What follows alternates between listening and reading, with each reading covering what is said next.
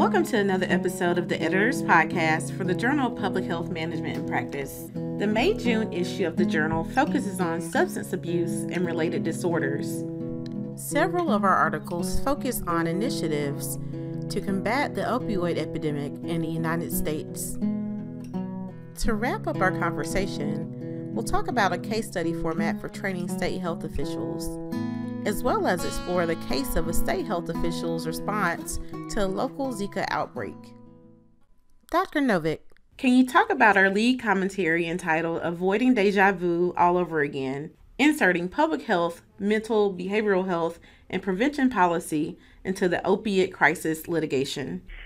This is a commentary written by one of our editorial board members, Celeste, Beitsch, and co-author Jennifer Langhinrichsen-Rohling. It's called Avoiding Deja Vu All Over Again. It's an approach to the current opioid crisis, and what it refers to, what the title refers to, Deja Vu, is how public health was successful in reducing tobacco use in the United States. And part of that success was the Tobacco Master Settlement Agreement. Unfortunately, in the Tobacco Master Settlement Agreement, most of those proceeds did not go to public health prevention efforts. But the authors of this commentary suggesting that any funds achieved from suits against drug companies like Purdue Pharma be applied to prevention for opioid abuse. And there have been a number of suits against Purdue Pharma. At the time this editorial was written, 27 states were suing Purdue Pharma, and recently there's been a large settlement in the news.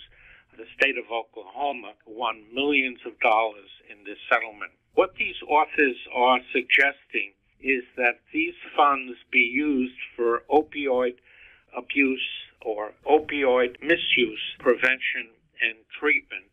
They refer to a settlement of British Petroleum made, and that settlement was for health and mental health programs in the areas that were affected by the Gulf oil spill. This was actually the subject of a 2017 supplement of our journal that described these programs, and again, the authors are suggesting a similar approach here for the opioid crisis. And so we also have Dr. Hedberg and her co-authors describing the opioid epidemic in Oregon and some of their initiatives. Can you speak on that? Oregon is experiencing an opioid overdose epidemic similar to the United States as a whole. And to address this crisis, the Oregon Health Authority has implemented a strategic opioid initiative.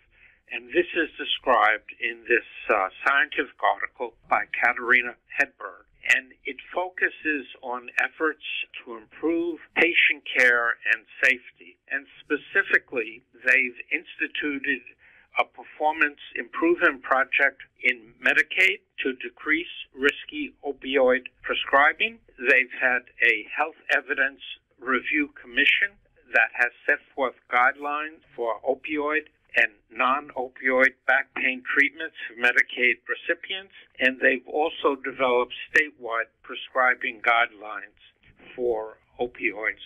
And so in 2016, there were 616 deaths in South Carolina, opioid related, and residents of this state fill nearly 4.5 million opioid prescriptions, which is greater than 1.5 times the national average. What are some of the recommendations that we're giving to combat this?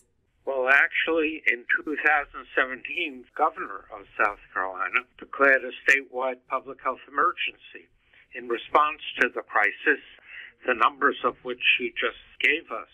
And a committee of the South Carolina House of Representatives released a report in 2018 on its opioid abuse prevention study. And they made a series of recommendations to reduce the number of opioid deaths.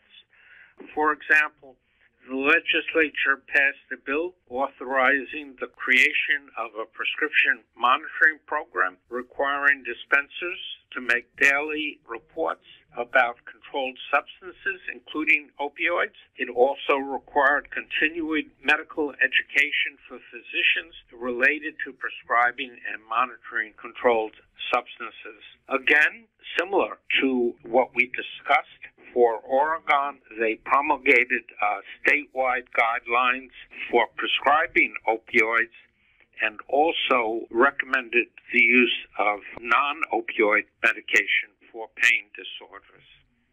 In this issue, one of our articles also focuses on incarcerated women, substance abuse disorder, and expanding contraceptive access.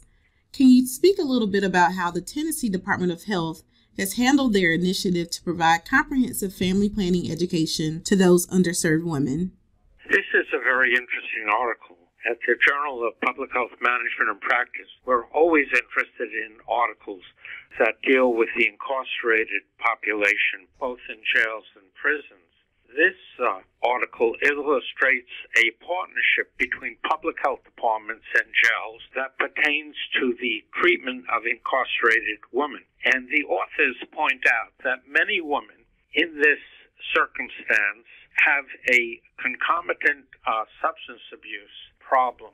And what they did was that they provided comprehensive family planning education in the jail by health department nurses, and the sessions included information on the neonatal abstinence syndrome, which is, of course, a syndrome that's related to opioid misuse. And the nurses also explained that they could receive intrauterine devices, implants, and injectable progesterone while these women were incarcerated and come to the health department after they were released. As we focus on the management and practice of public health, leadership is something that must be commented upon and revisited very often for us. Can you talk about Dr. Michael Fraser's case study format for training state health officials? Well, Michael Fraser is the executive director of the Association of State and Territorial Health Officials, and he is very interested in the development of cases that show the leadership of state health officials in challenging situations. And one such challenging situation was the Zika outbreak in southern Florida in Miami-Dade County. This was the first instance, the first cluster of cases where there was local transmission of Zika. The Secretary of Health, Celeste had to mobilize to meet this challenge. She had to work with her staff. She had to expand surveillance. She had to deal with sensitive issues such as reproductive health. There was a travel advisory, so she had to deal with tourism issues. And, of course, the press was extremely interested in what was going on. So the department had to give daily press briefings. In addition, she had to work closely with the Centers for Disease Control, rely upon their guidance, and in some situations actually go beyond their guidance. All of this is spelled out in this very interesting case study. And also, as suggested by Mike Fraser, we have developed a second case study on safe syringe exchange in North Carolina, and that case study will appear in our next issue, our July-August issue. So we're certainly looking forward to the publication of that. These cases will be important for training of state health officials, but also training of public health officials at various levels of government and in other settings. Thank you so much, Dr. Novick, for giving information about the May-June issue. This is just a reminder that all of these articles can be found at lww.journals.com/JPHMP, and also check out our companion site, jphmpdirect.com. We'll have an upcoming podcast with Celeste Phillip, who will be talking about her case study and how she handled the Zika outbreak in Florida.